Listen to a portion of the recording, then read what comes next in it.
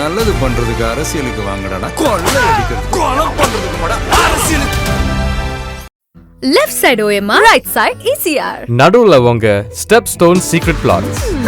Beach Resort Plots, just 24 lakhs onwards. Call 9626899268. முதல்ல இது வந்து திமுக விட முந்திக்கிறாங்க, எல்லாத்துலேயுமே முந்திக்கிறாங்க. மேனிஃபெஸ்டோ மூலம் முந்திக்கிட்டாங்க, கேண்டிடேட் லிஸ்ட்லையும் முந்திக்கிறாங்க. ஒரு அடி முன்னால் இருக்கணும்னு விரும்புகிறாங்க. சூடு பிடிக்குது. அது ஏடிஎம்கேக்குள்ள மினிஸ்டர்ஸ் லிஸ்ட்டு கிளியராக வந்திருக்குது. நாங்கள் திமுக விட ஒரு அடி முன்னால் இருக்கோன்ற அந்த தோற்றத்தை தொடர்ந்து அவர்கள் தக்க வைத்துக் கொண்டிருக்கிறாங்க. அதிமுகன்ற கட்சி அதுக்கு தேசிய அரசியலில் எந்த விதமான பெரிய அளவில் ஈர்ப்போ ஈடுபாடோ புரிதலோ எதுவுமே அவங்களுக்கு கிடையாது. திமுகவில் வந்து ராஜ்யசபா சீட்டுக்கு அடிதடி நடக்கும். தேசிய அரசியலில் வந்து தங்களுடைய பங்களிப்பை கொடுக்கணுன்ற ஆர்வம் எந்த காலத்துலையுமே உண்டாகும். அதோட முக்கியத்துவம் அவங்களுக்கு தெரியும். அன்ஃபார்ச்சுனேட்லி ஏடிஎம்கே காரங்களுக்கு வந்து ராஜ்யசபாவோட முக்கியத்துவமே தெரியல. இந்த காலத்தில் சொல்லுவாங்க இறுதி வெற்றி திமுக தான்வாங்க. யார் ஜெயலலிதா பீக்கில் இருக்கும்போது என்னுடைய மூத்த முன்னோடிகள் பத்திரிகையாளர்கள் இறுதி வெற்றி கலைஞருக்கு தான். ஏன்னா அவங்களுக்கு தான் அந்த பொலிட்டிக்கல் இம்பார்ட்டன்ஸும் பொலிட்டிக்கல் வெயிட்டேஜும் தெரியுது. அமித்ஷா கேட்டாங்க, அது முக்கியத்துவம் உங்களுக்கு தெரியுமா? ராஜ்யசபா சீட்டோட முக்கியத்துவம் உங்களுக்கு தெரியுமா? இவங்களுக்கு தெரியாது.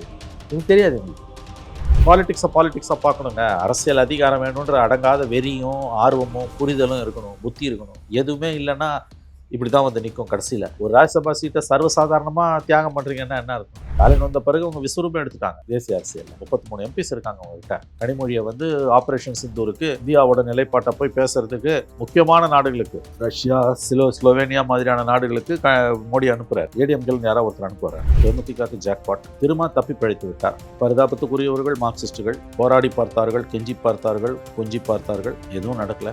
26 மக்கள் எலெக்ஷனில் ஜெயிச்சு ஆட்சி அமைச்சாங்கன்னா வாய்ப்பு அதிகம் அதுக்கு.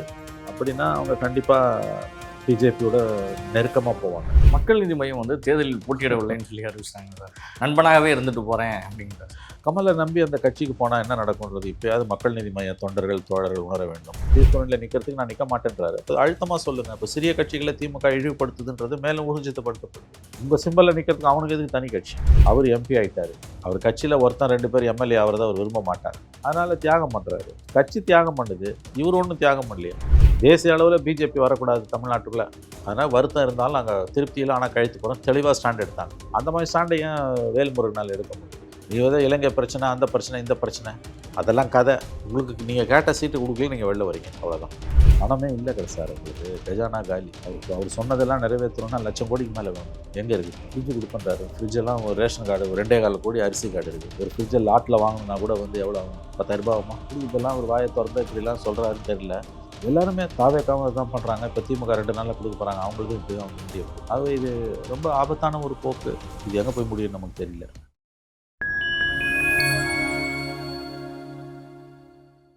டைம் மீடியாவோட ஸ்பெஷல் இன்டர்வியூவில் சிறப்பழைப்பாளராக தமிழ்நாட்டினுடைய ஒரு மூத்த ஊடகவியாளர் மணிசார் அவர்கள் இணைந்துள்ளார். சமகால அரசியல் நிகழ்வு குறித்த பல்வேறு கேள்விகளை முன்வைக்கின்றோம். வாருங்கள் நிகழ்ச்சிகள் சொல்லலாம். வணக்கம் சார். வணக்கம் சார். 2026 சட்டமன்ற தேர்தலுக்கு வேட்பாளர் அறிவிப்பு வரை இன்னைக்கு தொடங்கியாச்சு. தொகுதி பங்கீடும் ஏறத்தாழ திராவிட முன்னேற்ற கழகமும் முடிச்சாச்சு. அதிமுகவும் தொகுதி பங்கீடாக முடிச்சுட்டாங்க, ஏறத்தாழ முடிச்சுட்டாங்க. முதல் வேட்பாளர் பட்டியலை அதிமுக 23 பேரை வந்துட்டு அனௌன்ஸ் பண்ணியிருக்காங்க. எப்படி சார் பார்க்குறீங்க? ஆமாம், அமைச்சர்கள் இல்லையா? அமைச்சர்கள், முன்னாள் அமைச்சர்கள் நிறைய. யார் யார் எடுத்திருக்காங்க? சிவி சண்முகத்தை அறிவிச்சிருக்காங்க. வேலுமணியுடைய தொகுதி போட சிவி சண்முகம் மட்டும் தொகுதி மாதிரி மயிலம் போறாரு. இப்போ ராஜ்யசபா எம்பி வேறு. அவர் ராஜ்யசபா எம்பி வேற மீண்டும் தொடர்கிறது. அது ஏற்கனவே வைத்திலிங்கமும் கேபி ராஜ்யசபாவை கேன்சல் பண்ணிட்டு போனாங்க. அதே மாதிரி நடக்கிறது. ராஜன் செல்லப்பா மதுரையில் அறிவிச்சிருக்காங்க. ஓகே. இவர் எடப்பாடி அவருடைய முதல்ல இது வந்து திமுக விட முந்திக்கிறாங்க, எல்லாத்துலேயுமே முந்திக்கிறாங்க. மேனிஃபெஸ்டோ மூலம் முந்திக்கிட்டாங்க, கேண்டிடேட் லிஸ்ட்லையும் முந்திக்கிறாங்க. ஒரு அடி முன்னால் இருக்கணும்னு விரும்புகிறாங்க. ஆக்சுவல் லிஸ்ட் அடுத்த லிஸ்ட் வரும்போது தான் நமக்கு தெரியும் மற்ற. ஏன்னா இதெல்லாம் எக்ஸ்பெக்டட் கேண்டிடேட்ஸ் தான். அடுத்த லிஸ்ட் வரும்போது, அதுக்கு அடுத்த லிஸ்ட் வரும்போது தான் நமக்கு தெரியும் தொகுதிகள் என்னன்றது. இப்போ அது இருக்குது உங்களுக்கு தொகுதி. இப்போ பிஜேபி கூட்டணி கட்சிகள் இப்போ தமாகலாம் வந்து தாமரையில் ஒதுக்கியிருக்காங்க. கான்ஸ்டுவன்சிஸ் ஐடென்டிஃபை பண்ணலை. கான்ஸ்டுவன்சிஸ் ஐடென்டிஃபை பண்ண பிறகு தான் அதில் சுவாரஸ்யம் உங்களுக்கு வரும். ஸோ 2 பேருமே இந்த வார இறுதிக்குள்ளே பண்ணி ஆகணும். 30ஆம் தேதி திங்கட்கிழமையிலேருந்து நாமினேஷன் ஸ்டார்ட் ஆகுது. ஸோ அதனால் சூடு பிடிக்குது. அது ஏடிஎம்கேக்குள்ள மினிஸ்டர்ஸ் லிஸ்ட்டு கிளியராக வந்திருக்குது. நாங்கள் திமுக விட ஒரு அடி முன்னால் இருக்கோன்ற அந்த தோற்றத்தை தொடர்ந்து அவர்கள் தக்க வைத்துக் கொண்டிருக்கிறார்.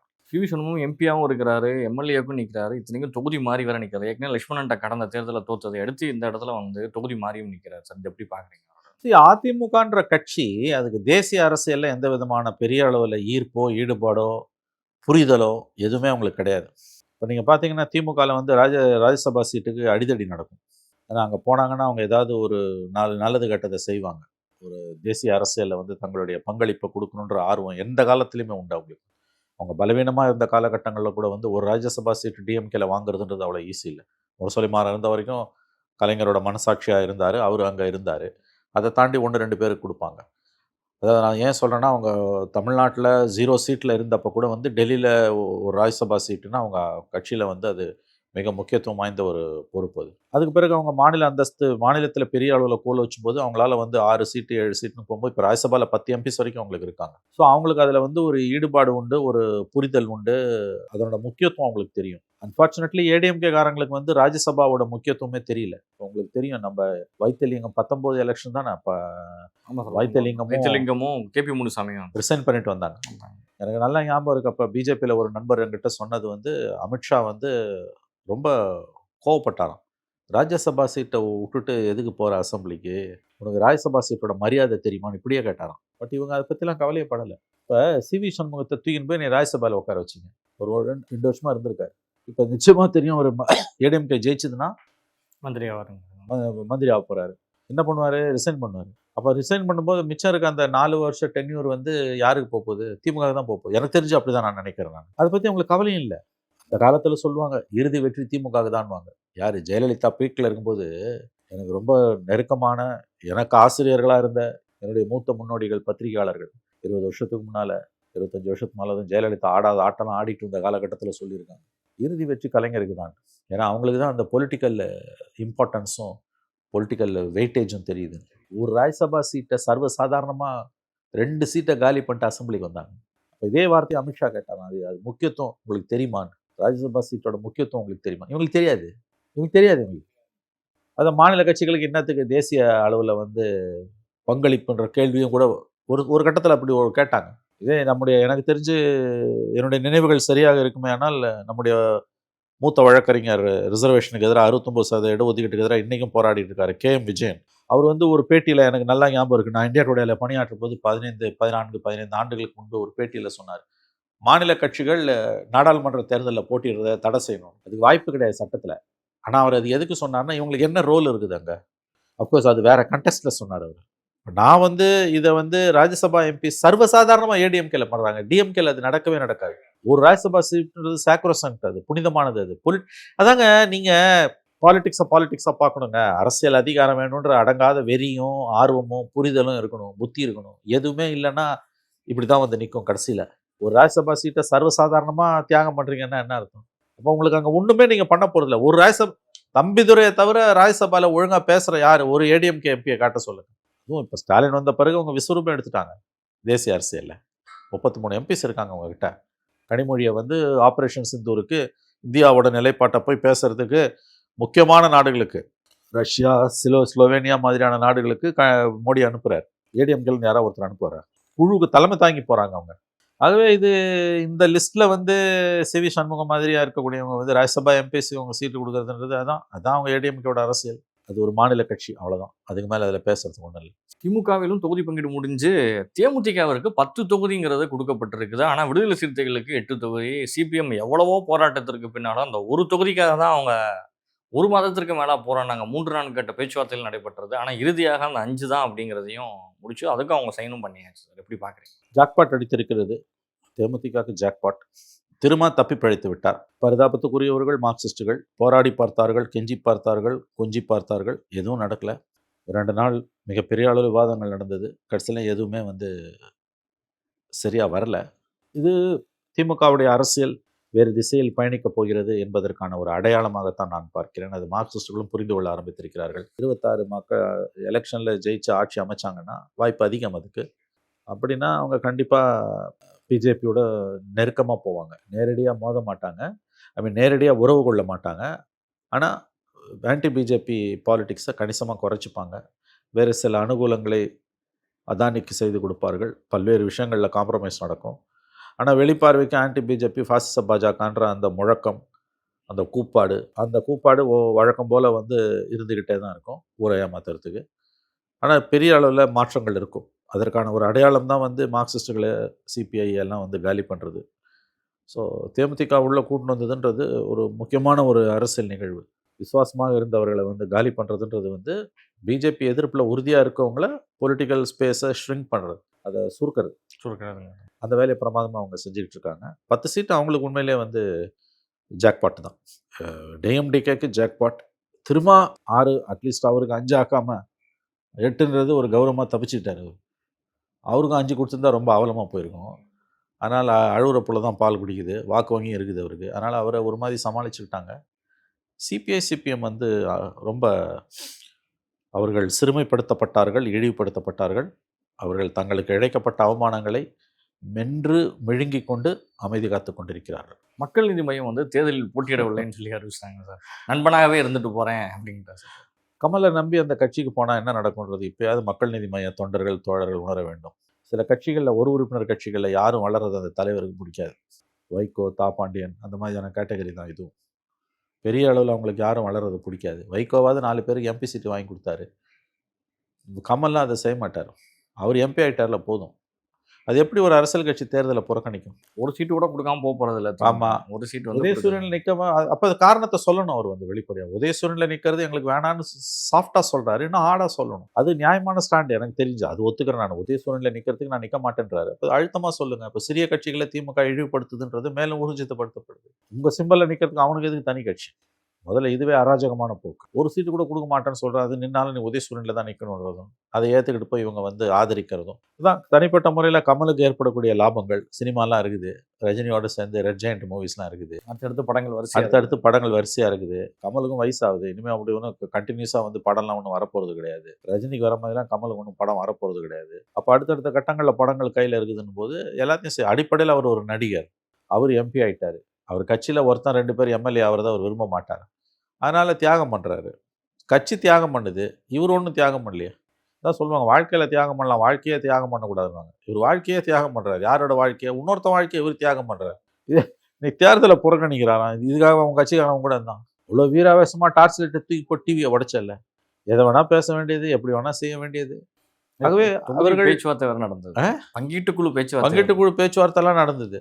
என்ன மாதிரியான கேலி கூத்து நடந்தது? அதான் சிறிய கட்சிகளை பெரிய கட்சிகள் விழுங்குகின்றன. திமுக சிறிய கட்சிகள் எல்லாத்தையும் விழுங்கி கொண்டு இருக்கிறது. போட்டியிட மாட்டேன்னு சொல்லி அவர் ஒதுங்கி நிற்கிறாரு. ஒன்றும் பெரிய செல்வாக்கு அவர் கிடையாதுன்னு வச்சுக்கோங்க. நீங்கள் அவர் கூட இருக்கவங்க தான் உணரணும் இது என்னன்றதை அவர்கள் புரிந்து கொள்ள வேண்டும். தமிழக வாழ்வுரிமை கட்சி வந்து தொடர்ந்து அவரோடு பயணிச்சாருன்னா அவர் இடையில ஒரு பேட்டி கூட கொடுத்தாரு. ஒரு 2 நாள் நான் 48 மணி நேரம் பொறுத்து பார்க்குறேன் அப்படிங்கிறலாம் சொன்னார். இறுதியாக இது போன்ற வந்துட்டு ஒரு அவமானத்தை எங்களால் வந்து ஏற்றுக்கொள்ள முடியாது, நாங்கள் வெளியேறிக்கிறோம்னு சொல்லிட்டாரு.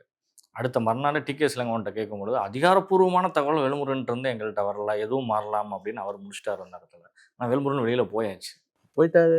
Again yet another smaller party மற்றும் ஒரு சிறிய கட்சியை அவமானப்படுத்தி திமுக வெளியேற்றி இருக்கிறது. இவர்களுக்கும் புரிதல் இல்லை. இவங்க நம்பினது இவங்க பண்ண தப்பு. அரசியல் ரீதியாக இவங்க வந்து மிகப்பெரிய அளவில் ஒரு சார்பு நிலை எடுத்தாங்க. திமுக ஆட்சி என்பது திமுகவோட ஆட்சி, அது கூட்டணி ஆட்சி கிடையாது. சாதனைகளுக்கெல்லாம் அவங்க பேர் எடுத்துக்கிறாங்க, வேதனைகளுக்கு கூட்டணி கட்சிகளுக்கு பகிர்ந்து கொடுக்குறாங்க. பிஜேபி ஃபேக்டர் இருக்கிறதால அது வண்டி ஓடுது. ஏதோ சில காரணங்களெல்லாம் இவர் சொல்கிறாரு தாவேகா வேல்முருகன். பட் இவருக்கு சீட்டு கொடுக்கலனால தான் அவர் வெளில வர்றாரு. வேறு காரணங்களுக்கெல்லாம் வெளில வர்றதெல்லாம் அபத்தமானது. சிபிஎம் வெளியில் வந்தாங்க, காரணங்கள் எதுவுமே அவங்க சொல்லலை. ஒரு சீட் வெளியில் வரல. அவங்க ஒரு சீட்டு குறைஞ்சப்போ நாங்கள் கையெழுத்து போடும்போது தேசிய அளவில் பிஜேபி வரக்கூடாது தமிழ்நாட்டுக்குள்ளே, அதனால் வருத்தம் இருந்தாலும் நாங்கள் திருப்தியில் ஆனால் கழித்து போகிறோம் தெளிவாக ஸ்டாண்ட் எடுத்தாங்க. அந்த மாதிரி ஸ்டாண்டை ஏன் வேல்முருகனால் எடுக்க முடியல? நீ வந்து இலங்கை பிரச்சனை, அந்த பிரச்சனை, இந்த பிரச்சனை, அதெல்லாம் கதை. உங்களுக்கு நீங்கள் கேட்ட சீட்டு கொடுக்கல, நீங்கள் வெளில வரீங்க, அவ்வளோதான். அப்போ இது வந்து உங்கள் கட்சியோட பிரச்சனை. இது நாட்டு மக்களுக்கு என்ன இருக்குது லாபம்? ஸ்டாண்டுன்னா சிபிஎம் மாதிரி நீங்கள் எடுக்கணும். பிஜேபி வரக்கூடாதுங்க, எங்களால் முடிஞ்ச வரைக்கும் போராடி பார்த்தோம், நடக்கலை, கழுத்து போட்டோம், ஆனால் எங்களுக்கு திருப்தி இல்லைங்கன்றாங்க. தங்களுடைய அதிருப்தி அங்கே பதிவு பண்ணுறாங்க. அந்த மாதிரி இவரால் பண்ண முடியல. ஒரு பக்கம் வன்னியர்களுடைய வாக்கு வங்கி அப்படின்னு சொல்லி பார்த்தா அதிமுக சைடு பாமக இருக்குது. ஏற்கனவே ராமதாஸ் அவர்கள் தனி கூட்டணி போயிட்டாரு. ஆனால் திமுகவில் இருந்த ஒரே ஒரு வன்னியர் சார்ந்த ஒரு அமைப்புனா அது தவக மட்டும்தான் சொல்லப்பட்டது. பெரிய அளவு வந்துட்டு அந்த குறிப்பிட்ட மாவட்டங்களில் இந்த 10.5% இடஒதுக்கீடு பிரச்சனைகள் வந்துட்டு திமுகவுக்கு ஒரு பாதிப்பை ஏற்படுத்தும்னு சொல்லப்படுறது எப்படி பாருங்க சார்? இதை தான் வந்து முன் வைக்கிறாங்க எல்லாரும். இல்லைங்க, அதில் எனக்கு தெரியலைங்க. அது எப்படி போகுதுன்னு தெரியல. அது வந்து அவங்களுக்கு வன்னியர் ஓட்டு ஆல்ரெடி இல்லைன்னு தான் தோணுது. அன்புமணி வெளியில் போயிட்டாரு, ராமதாஸும் போயிட்டாரு. நீங்கள் சொன்ன மாதிரி 3ஆவதாக கடைசியாக இருந்த வன்னியர் முகமாக அறியப்பட்ட வேல்முருகனும் போயிட்டாரு. அவங்க அதை எதிர்கொள்ள தயாராக இருக்காங்க. கூட்டணி பலம் இருக்குது, எதிர்க்கட்சி ஓட்டு நாளாக உடையுது, சமாளிச்சிடலாம்னு நினைக்கிறாங்க. பணபலம் இருக்குது, படைபலம் இருக்குது, மீடியா பலம் இருக்குது, எதிர்க்க ஓட்டு 3 4 உடையுது, சமாளிச்சிடலான்னு அவங்க பார்க்குறாங்க. அதனால் இந்த ஆஸ்பெக்டை பற்றி அவங்க கவலைப்படுறதா தெரியல. அவங்க என்ன அதை தாண்டி ஆக்ஷன் பிளான் வச்சுருக்காங்கன்னு எனக்கு தெரியல. இதெல்லாம் ஒரு பக்கம் இருக்கப்பா, அதிமுக தன்னோட மேனிஃபெஸ்டோ வந்து ஒவ்வொன்றா வெளியிட்டு இருந்தாங்க. ஒரு இன்ஸ்டால்மெண்ட் மாதிரி வந்துட்டு ஒன் பை ஒன்றா வெளியிட்டு இருந்தாங்க. இப்போ ஒரு முழுமையாக ஒரு 269ங்கிறது வந்து ஒரு அதிகமான ஒரு அறிவிப்புகளை வெளியிட்டிருக்காங்க சார். எப்படி பார்க்குறீங்க சார்? நிறைய விஷயங்கள் சார், நடைமுறைக்கு ஒவ்வாத, நிதி ஆதாரங்கள் பெரிய அளவில் தேவைப்படக்கூடிய, ரொம்ப ரொம்ப எப்படி சொல்கிறதுனா பொறுப்பற்ற ஒரு செயல் சார் இது. பணமே இல்லை சார், உங்களுக்கு கஜானா காலி. அவர் சொன்னதெல்லாம் நிறைவேற்றணும்னா 1,00,000 கோடிக்கு மேலே வேணும். எங்கே இருக்குது? ஃப்ரிட்ஜு கொடுப்பேன்றாரு. ஃப்ரிட்ஜெல்லாம் ஒரு ரேஷன் கார்டு, ஒரு 2.25 கோடி அரிசி கார்டு இருக்குது. ஒரு ஃப்ரிட்ஜை லாட்டில் வாங்கணும்னா கூட வந்து எவ்வளோ ஆகும்? 10,000 ரூபா ஆகுமா? 10,000 ரூபாய் சார். குறைஞ்சபட்சம் நானுமே வந்துட்டு இவங்க 10,000 கொடுக்குறாங்க, 8,000 ரூபாய் குறைஞ்சி பண்ண முடியாது. 8,000 ரூபான்னு வைங்க. ஒரு கோடி 8,000, 16,000 கோடி, 20,000 கோடி வருது. அதுவே நீங்கள் என்ன மாதிரி சின்ன ஃப்ரிட்ஜு, குட்டி ஃப்ரிட்ஜு குச்சினா கூட வந்து 8,000 ரூபாய் ஆகிடும். 20,000 கோடி அதுக்கு போகுது. ஐஸ் பெட்டி கூட வாங்க முடியாது. இப்போ ஆல்ரெடி வந்து நீ வந்து 2,000 ரூபாவை ஏற்று வந்துட்ட, அதில் ஒரு 17,000 கோடி போகுது. 17,000 கோடிக்கு மேலே போகுது, 34,000 கோடி போகுது அது. அப்புறம் இந்த பஸ்ஸில் ஃப்ரீயாக விடுவேன்ற போக்குவரத்து கழகம் திவாலு, அனைவருக்கும் ஃப்ரீன்ட்டாரு. அது அப்படி சொல்லாமல் ஆண்களுக்கும் ஃப்ரீன்னு சொன்னப்பயே 2 கலந்துருச்சு. எல்லாமே முடிஞ்சிருச்சு. எல்லாருக்கும் ஃப்ரீ அப்படின்னு எப்படி நடத்துவோம்? யாருனாலும் ஏறலாம், யாருனாலும். இப்போ ஆண்களுக்கும் ஃப்ரீ, பெண்களுக்கும் ஃப்ரீ. நகர பேருந்துகளில் எப்படி நடத்துவேன்? அந்த பஸ்ஸை நோக்கி தான் மக்கள் படையெடுப்பாங்க மேக்ஸிமம். அந்த பஸ்ஸை கம்மியாக விடுவாங்க, மற்றதெல்லாம் ஸ்பெஷல் பஸ்ஸுன்னு விடுவாங்க.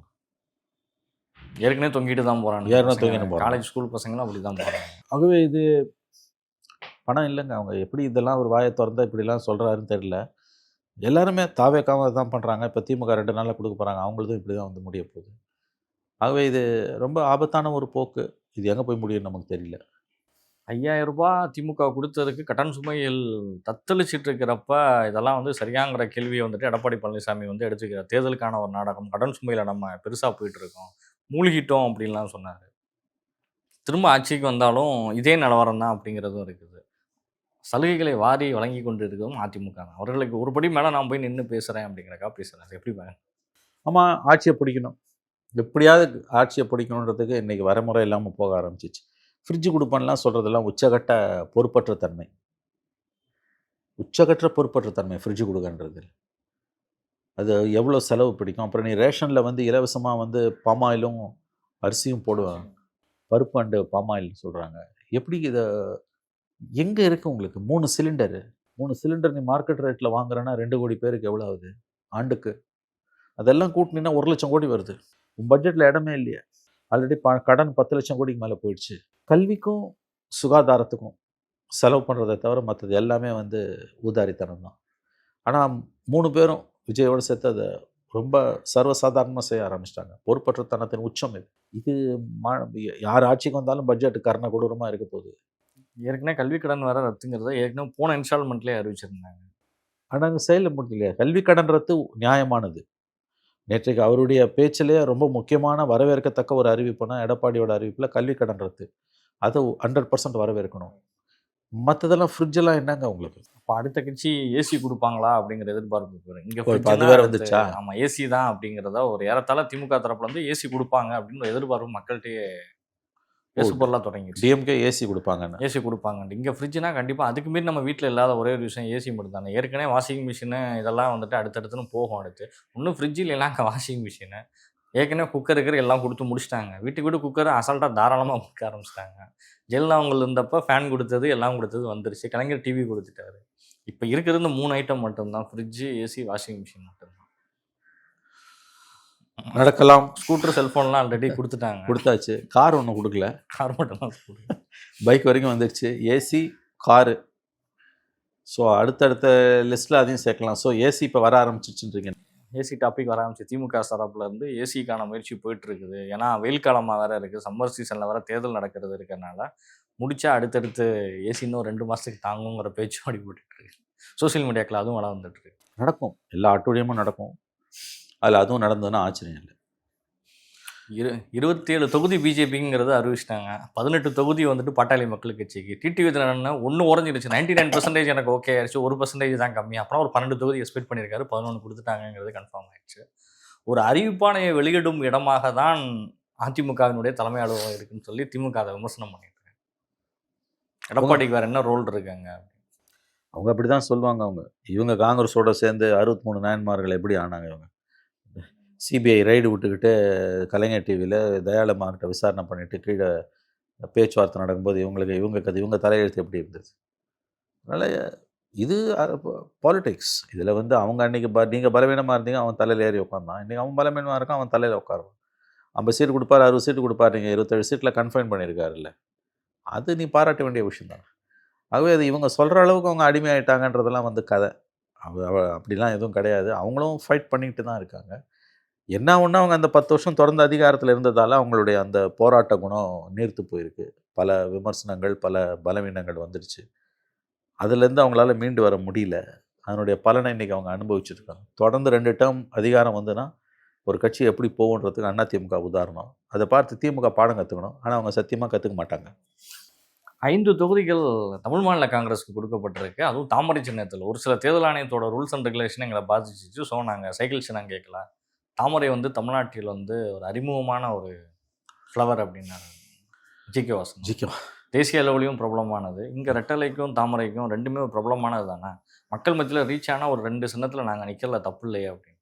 அவ்வளோதான். நியாயப்படுத்துறதுனா எப்படி வேணால் நியாயப்படுத்தலாம். ஆனால் அவர் ஒதுக்கப்பட்ட தொகுதி ஒதுக்கியிருக்காங்க இல்லையா? 5 தொகுதிகள் ஒதுக்கியிருக்காங்க. டஃப்பான தொகுதி தான் சார் எல்லாமே. தொகுதிகள் ஐடென்டிஃபை பண்ணிட்டாங்களா? ஆமாம் சார், அவரே நேற்றே அறிவிச்சிட்டாரு. கும்பகோணம்லாம் கொடுத்துருக்காங்க. Sakkottai Anbazhagan DMK continuous MLA 6 முறை ஜெயிச்ச தொகுதி. இது மாதிரி அவர்களுக்கு கொடுக்கப்பட்ட 5 தொகுதியுமே ரொம்ப ஸ்ட்ராங்கான தொகுதிகளாகவே கொடுத்துருக்காங்க. அதாவது ஏடிஎம்கேவே நின்னாலும் வெற்றி பெற முடியாத தொகுதிகளாக பார்த்து தமிழ் மாநில காங்கிரஸை நேரடி களத்தில் இருக்கிறேன். பலிகடா கண்டிப்பாக பலிகடாது. அது அவருக்கு என்ன கவலை? இப்போ தாமரை சிம்பலில் நிற்கிறாங்க. 5ல் 1 ஜெயிச்சா ஆச்சரியம். ஐ திங்க் 1 கூட ஜெயிப்பது கடினம் தான் தோணுது வந்திருக்கக்கூடிய தகவல்களை பார்த்தா. அவங்களுக்கு என்ன ஒதுக்குறாங்கன்னு பார்க்கணும். முத்துசாமி எதிர்த்தும் தமாக தான் ஐயோ, அதான் சொல்லணேன், சிங்கத்துக்கிட்ட போய் ஆட்டை தூக்கி போடுற கிடையாது. ரெட்டையில் நின்னா டஃப் ஃபைட் இருக்குங்க. தாமரைக்கு எதிராக சூரியனும் கைக்கு எதிராக ரெட்டையிலையும் நின்றுதுனா தான் ஃபைட் இருக்கும். நீ கொண்டு போய் தாமரையையும் கையையும் தனியாக விட்டின்னா கதை கந்தல் தான். அதில் குறிப்பாக தாமரையை கொண்டு போய் எங்கே இறக்குனாலும் தமிழ்நாட்டு மக்கள் தோற்கடிப்பார்கள். தெருவில் இருக்க லேம்ப் போஸ்ட்டை கேட்டால் கூட தமிழ்நாட்டில் அது ஆன்டி பிஜேபி பேசும். ஸோ இவங்களுக்கு அது ஒரு பெரிய என்ன. உங்களுக்கு தமாக கட்சியே ஒன்றும் ஆர்கனைசேஷனே கிடையாது. அவருக்கு ஒரு எம்எல்ஏ கூட கிடையாது. இது அவரோட டேர்மும் முடிஞ்சு போச்சு. கட்சி கையில் இல்லை அவருக்கு. ஒரு ஒரு எம்எல்ஏ ஜெயிச்சா கூட கின்னஸ் ரெக்கார்டு. அது தமாக இப்போ தாமரைன்னா பிஜேபி எம்எல்ஏவாக அவர் நிற்பார் அப்படின்றாங்க. ஜெயிச்சாலும் பரவாயில்லையா? தோக்கிற தொகுதியெல்லாம் கொடுத்துருக்காங்க. 5 தோக்கிற தொகுதி.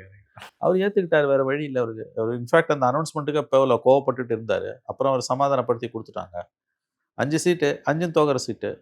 அவங்க கட்சி தொண்டர்கள் தான் பாவம் கவலையுடன் இருப்பார்கள். நிச்சயமாக சார், உங்களுடைய நேரங்களை ஒதுக்கி பயன்பட முடியாது பல்வேறு கேள்விகள் பதில் தந்தவர்கள் நன்றி. நன்றி சார்.